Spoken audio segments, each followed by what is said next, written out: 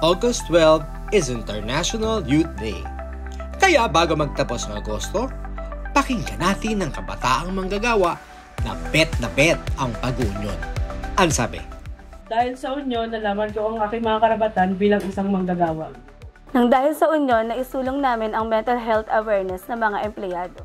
Sa unyon, kinikilala ang gender equality. Nang dahil sa unyon, nadagdagan ng benepisyo ko. Dahil sa unyon, tumaas ang sahod ko.